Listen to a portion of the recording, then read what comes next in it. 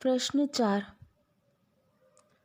साहित्य इतिहास के पुनर्लेखन की समस्याओं का संक्षेप में वर्णन कीजिए।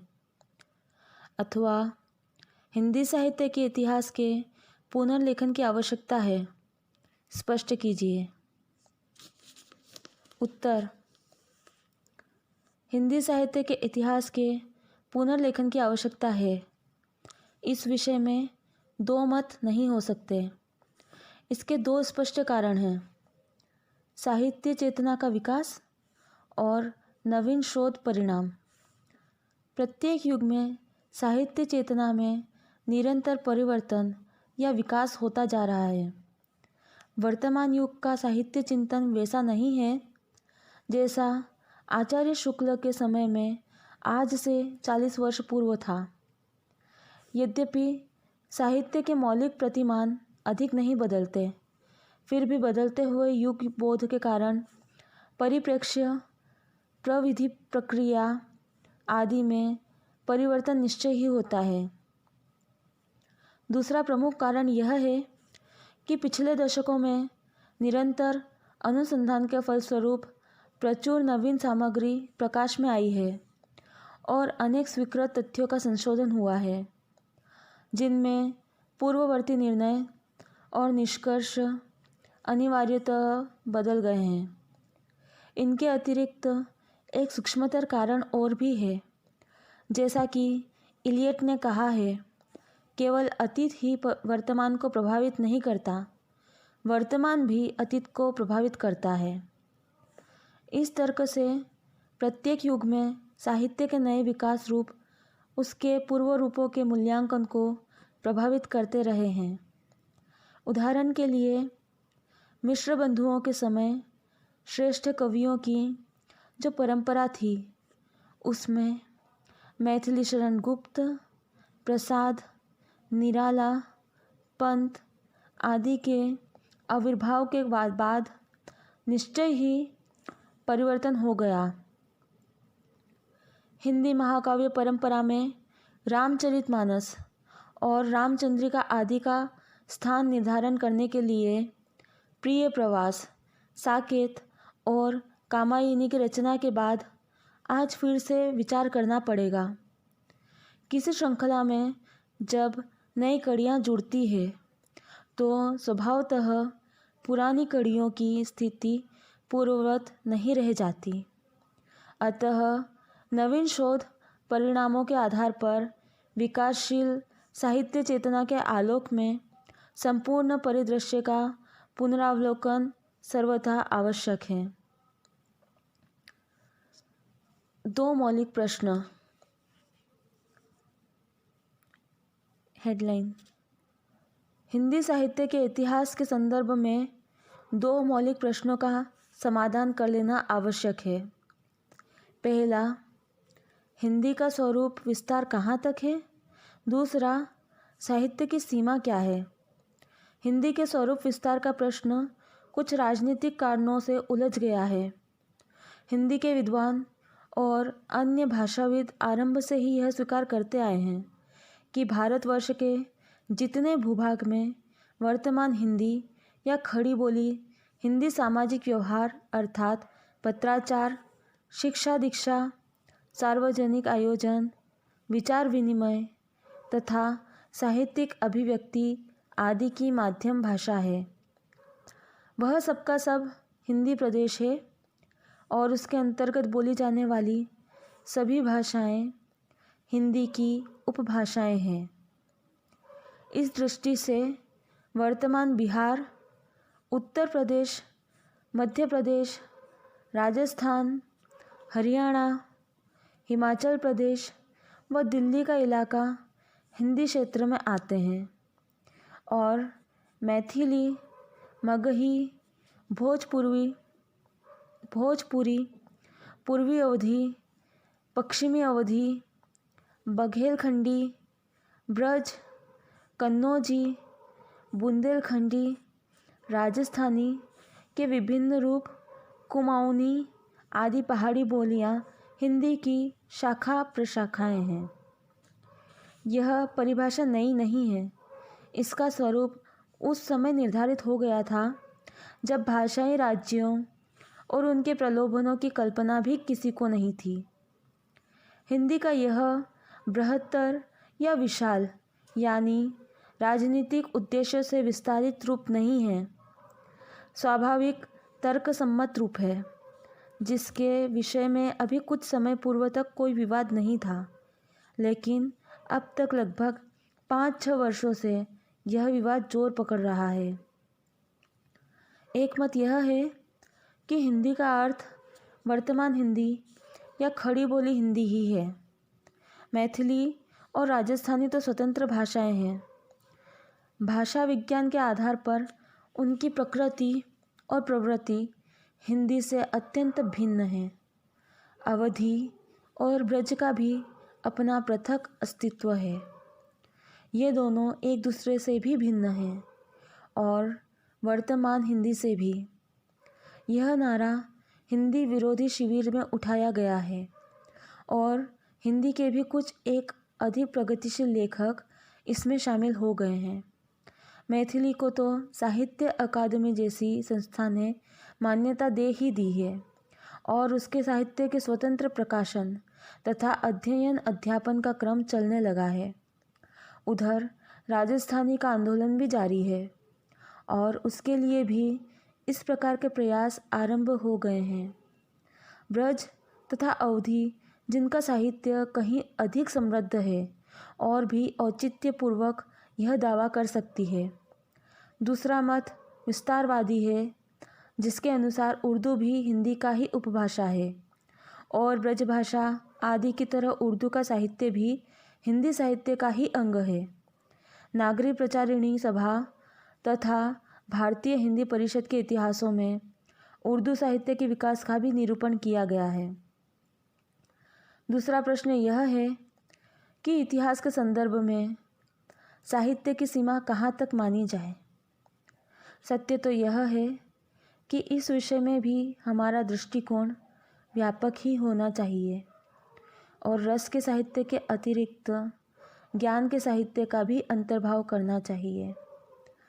यह ठीक है कि साहित्य का अर्थ मूलतः यहाँ भी सर्जनात्मक साहित्य ही है और एक सीमा से आगे संपूर्ण वाङ्मय उसके साथ समेटना संभव नहीं है। मध्य युग में आयुर्वेद, ज्योतिष, आदिशास्त्र तथा सांप्रदायिक साहित्य आदि सभी कुछ पद्य में ही लिखित हैं और गद्य में भी अनेक कच्ची पक्की टीकाएँ, वचनिकाएँ, वार्ताएँ, ख्याते और बातें मिलती है। इधर आधुनिक युग में ज्ञान विज्ञान के असंख्य ग्रंथों की रचना निरंतर हो रही है।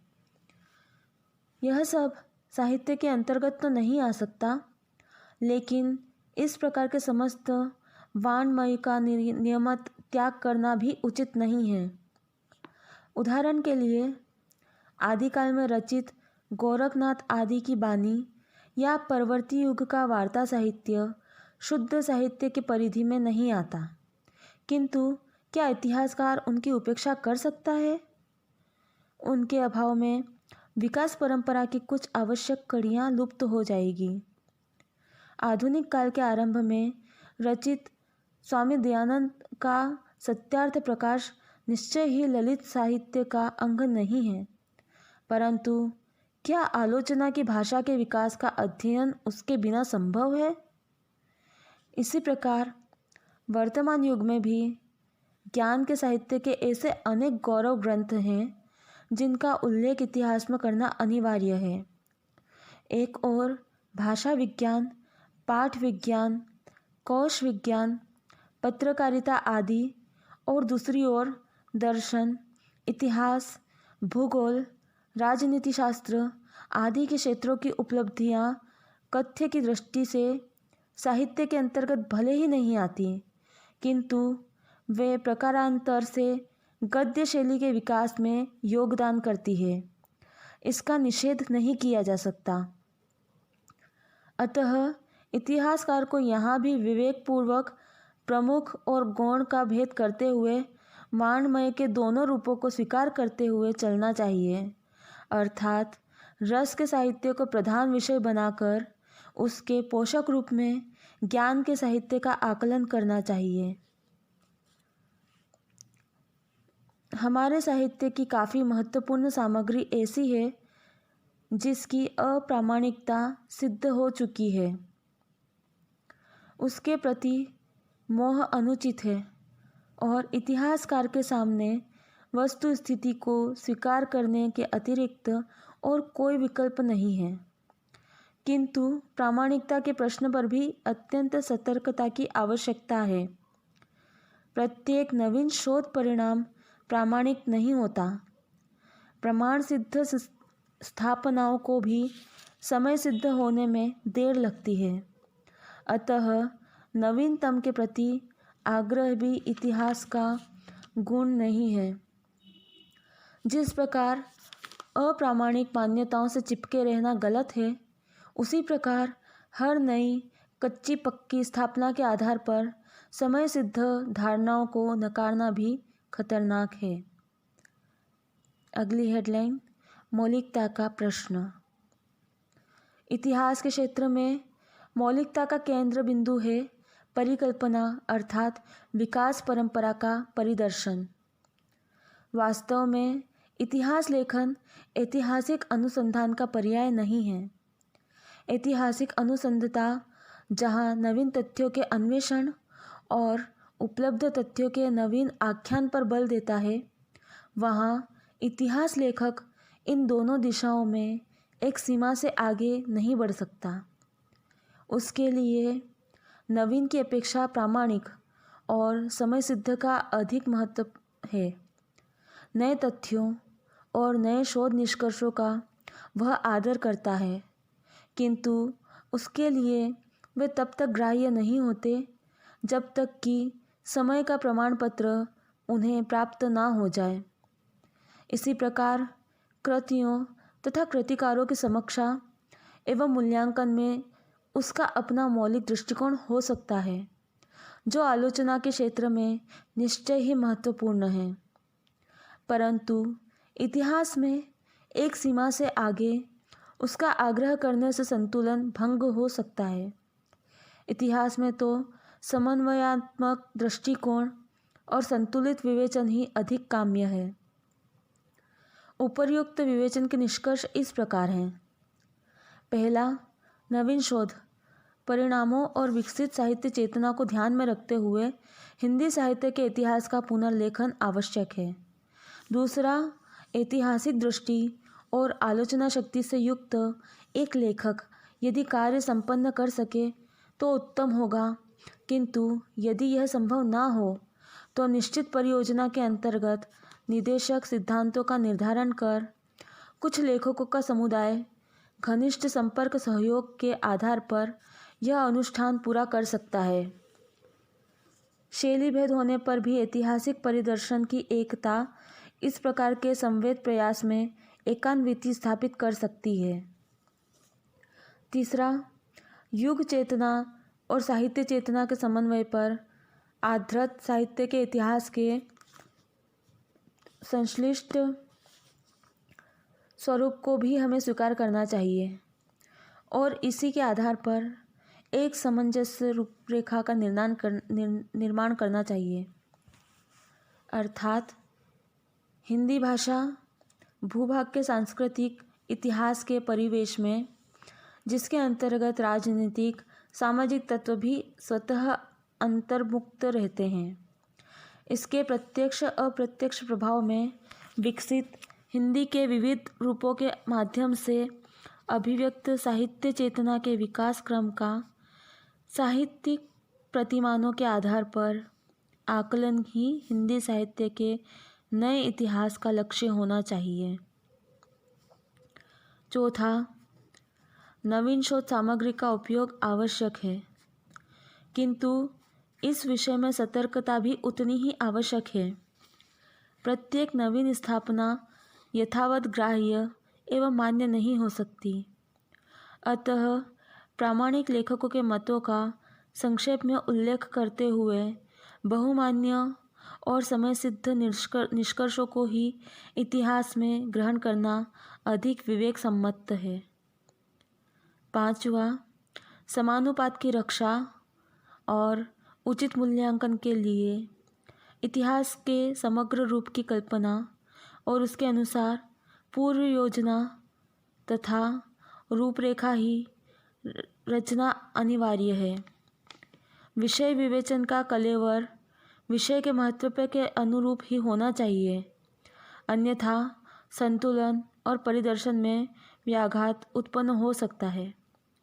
छठवां, विक्रम संवत अथवा अन्य सन संवत से आज के पाठक का जीवन संपर्क न होने के कारण ईस्वी सन का ही प्रयोग करना उचित है।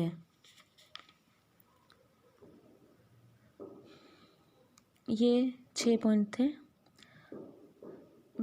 साहित्य के इतिहास लेखन की दिशा में हिंदी में अभी उचित प्रगति नहीं हुई है। अन्य भाषाओं में स्थिति और भी खराब है।